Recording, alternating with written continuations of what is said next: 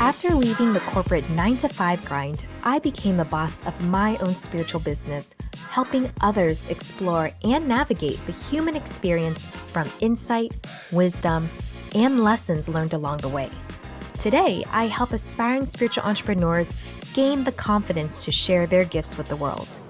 Welcome to the Happy Healing Shop podcast. I'm your host, Trang Pham Nguyen, and each week we'll dive into incredible stories of strength, resilience, and transformation.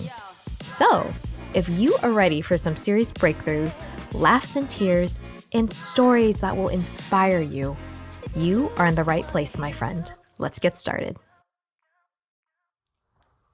Welcome to another shorty episode at the Happy Healing Shop podcast. Today, I want to talk about the winter holidays and New Year's and the concept and the ideas of it.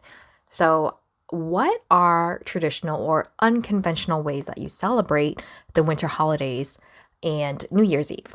So for me, I grew up in an Asian family. So, when you have two different worlds, your parents are trying to have American food. So like mashed potatoes and all that kind of stuff. But at the same time, there's always going to be something like stir fry on the table as well. So that's what I grew up with.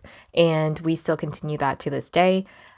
In terms of Christmas, we would go to church and we would just eat a lot, and that's about it. So overall, I would think my holidays are a bit more on the boring side or just the basic side, I guess. But when I was traveling around the world, I remember this is 2014. I was in Asia at this time, and I realized, different countries celebrate the holidays differently. And yes, there's always decor here and there, but it made me think about, and I met a lot of people traveling. Some of them are atheists or agnostic or people that just don't see Christmas as a holiday.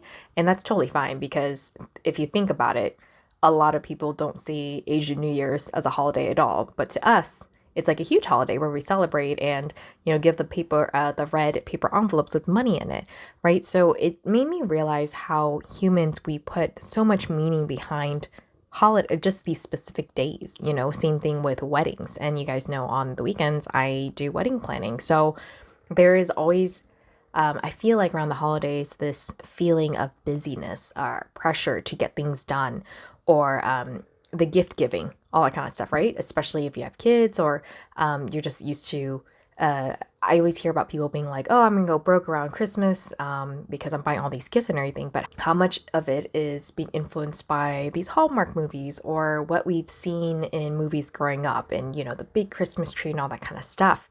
But to, let's say, like my family in Vietnam, maybe they didn't grow up with that. So it's not where you have like twinkle lights and all that stuff that you see in those holiday movies.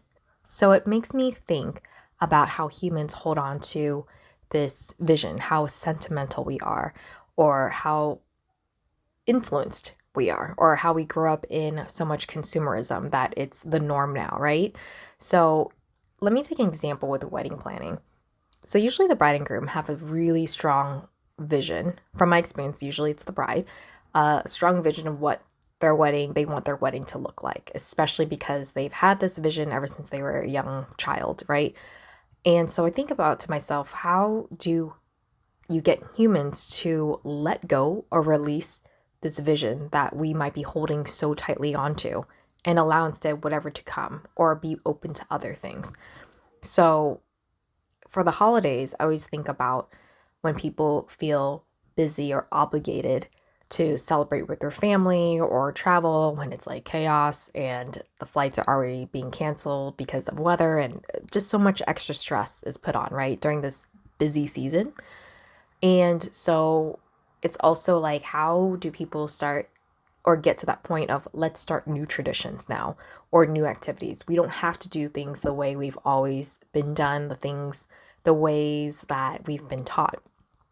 And instead, what can we create ourselves, right? So my advice, even as a wedding planner for an event, and this could actually be applied to holidays too, on if you want to start your own tradition, is what feeling do you want out of these holidays? Is it a feeling of warmth, a feeling of connection, and having dinner with your closest friends or family that you enjoy being around?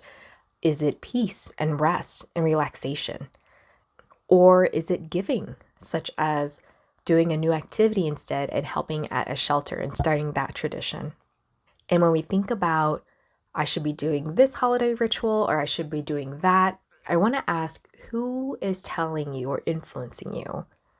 The shoulds. Because the should, I should is coming from somewhere, right? It's coming from outside. I would love to hear your thoughts on how you celebrate the holidays and what they mean to you. And what shoulds are you trying to let go of this year? With that, I hope you have a fun or peaceful and quiet winter holiday and New Year's Eve, whatever this month means to you. Take care because you deserve it, and I'll see you next time.